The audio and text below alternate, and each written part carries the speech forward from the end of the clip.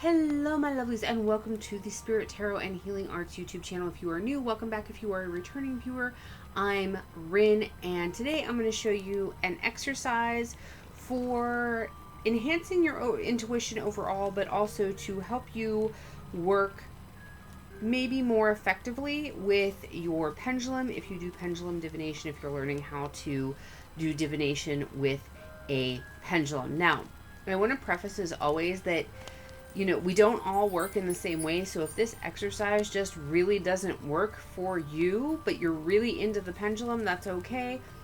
Take what works for you, leave the rest behind. Don't think if this exercise doesn't work well for you that you can't use a pendulum. This is just one exercise that you can try to help you work better with your pendulum, maybe give you a little confidence with your pendulum if this is your style. Now, some of you may recognize, I did a video a while back, and I'll try to remember to link it in the description box, where I went over some exercises you can do for strengthening your intuition. And one of the exercises I had in there was an exercise I found in Ellen Dugan's book, Natural Psychic, which is a book I do recommend. Within the last couple weeks, I read on Audible, if you will, because I do consider audiobooks reading as well. I checked out a book called, of course my screen closed.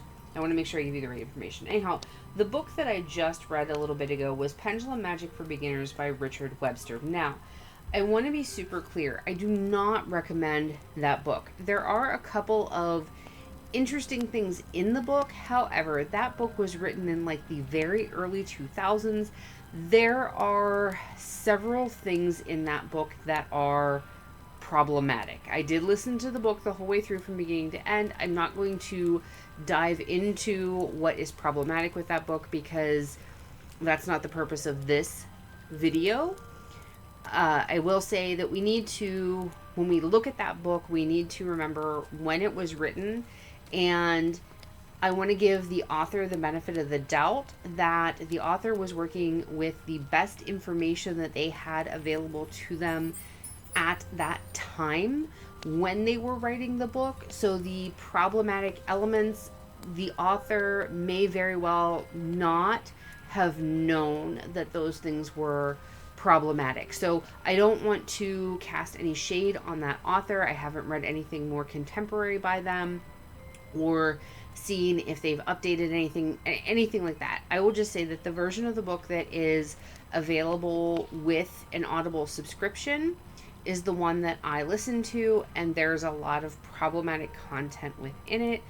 But he described this exercise, and I don't do it exactly the way he teaches it in the book. I've kind of taken the exercise that he outlines in the book and then Ellen Dugan's the Ace of Spades exercise and kind of worked the two together. So what you're going to need for this exercise is whatever pendulum you want to work with, and then you're going to need the Ace of Diamonds, the Ace of Hearts, and the Ace of Spades out of a deck of regular playing cards.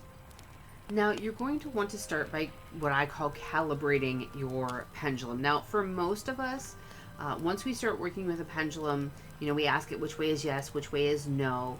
And that usually stays pretty standard across our life working with that pendulum, but it can change from time to time. So a lot of us do recommend that whenever you start working with your pendulum, when you get it out to do a reading or an exercise like this, that you just go through and begin by asking for a yes. So please show me yes. Thank you. Now I'll ask it to please show me no. Please show me no. And yes, my hand does shake. That's okay. If your hand shakes, it's not a huge deal. You will learn your pendulum and the two of you will learn to work together. So thank you. So clockwise for me is yes. Counterclockwise for me is no. Some people will get up and down or side to side. You might get a diagonal for a maybe or an ask again. different people have different ways of working with things. Now, I will find that a lot of times with this exercise, while my standard yes is a clockwise, and yes, I am making it do the clockwise thing at the moment, and my standard no is counterclockwise, with this, I tend to find that the pendulum will swing this way or this way very often when I'm doing this particular exercise. Now, what we're going to do is I'm going to set my pendulum down here. And how you do this exercise is we're trying to find the ace of spades. And so we will shuffle these 3 cards together.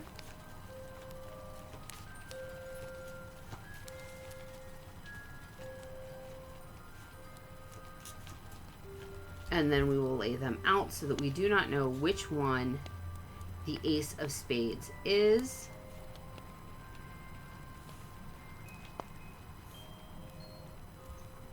Try to get that to come into focus. Okay. And so then what you will do is once you've laid that out, you're going to ask your pendulum to show you which one the ace of spades is. Now, this takes practice.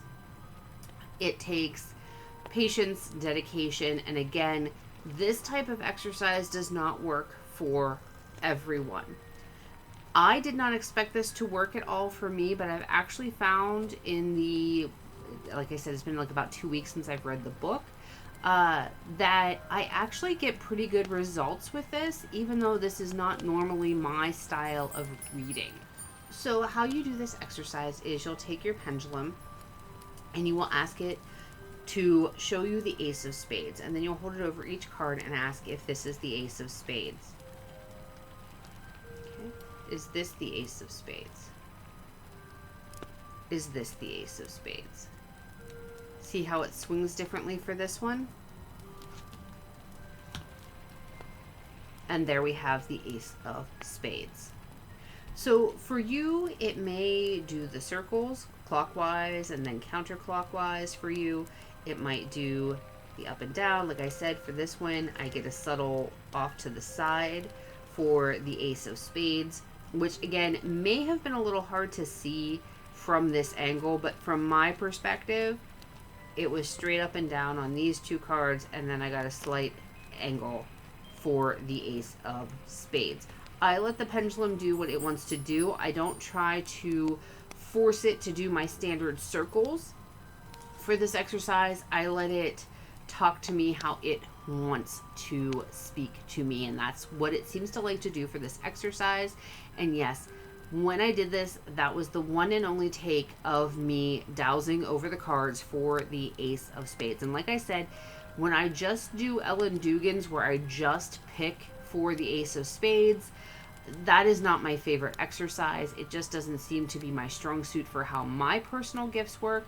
But when I do that with a pendulum, just like I've shown you here, I get really good results. And so I thought this would be a fun, quick video to show you, especially since I'm not going to be putting out as much content around the holidays.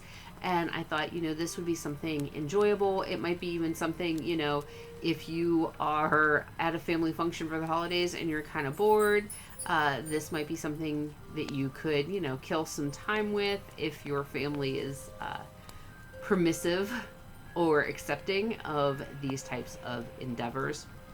But it's really fun, and I find that it works really well for me with a pendulum, which again pleasantly surprised me.